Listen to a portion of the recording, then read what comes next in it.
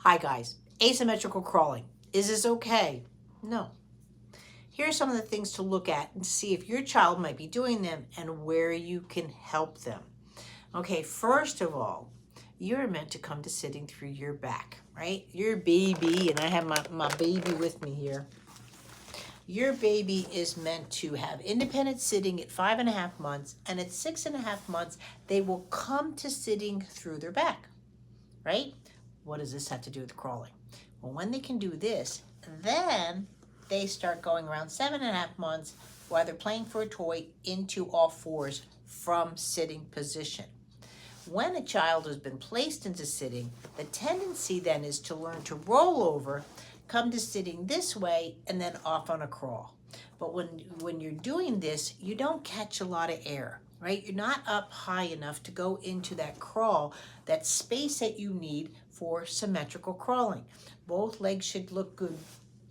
You should see the knees or the elbows here, like the knees going into the floor, and then again the toes pushing off. Not the feet up in the air, not on stilts, not off. That's what you're looking at, first of all. Second of all, vision.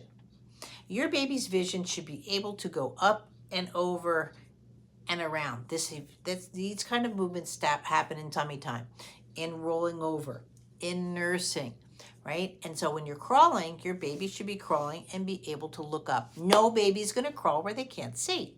And so when your baby, again, is down low and they catch and their head's down, they're really not going to go too far because of this. They need to be up, again, sitting. They work the room, getting up into all fours, heads up, and they're off. And that could be the problem there, is their vision. Can they cross a visual midline? Do they have binocular vision? Do the eyes work together? There are not 7 types of crawling. There's one, symmetrical crawling. When your child has deviations, your child needs help. Another big milestone that your child should have hit around 4.5 months, what I call the pubic bone strike. It's not only that they're in tummy time, but they should have a little bit of a lift and they come down. They strike the pubic bone. One of the things that you're looking for, again, this is when you start feeding your baby at around 4.5 months, some cereals or so forth, appropriately if they need, but they've hit the pubic bone strike, and sort of like a Pez dispenser, the tongue starts to come out and you have more range of motion within your tongue. All of these things come into play for your child to have crawling. Please, please, please, if you have questions about your child's well-being, your professional team is there to help you, your pediatricians or any kind of specialist that you need to go to, because hip dysplasia could be an issue. There could be femoral torsion.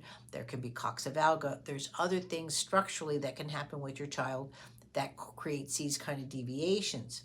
But if you've been experiencing what you feel is pretty much typical development, but now you're starting to see these things, I want you to start looking back at the foundations of those developments and have they been optimal for your child. For that, you can come onto my group, Movement Lesson for Parents and Practitioners, post your videos where I can review them. You can do private consultations. I do one-on-one, and I also see people in my clinic.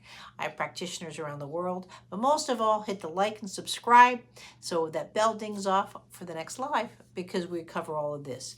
This week, back at camp, tomorrow I have a great webinar on CBI and autism that you can chime into, and we're getting ready for our trainings, and we're covering the early signs of cerebral palsy in the group, signs and things that you should look forward to. Thanks.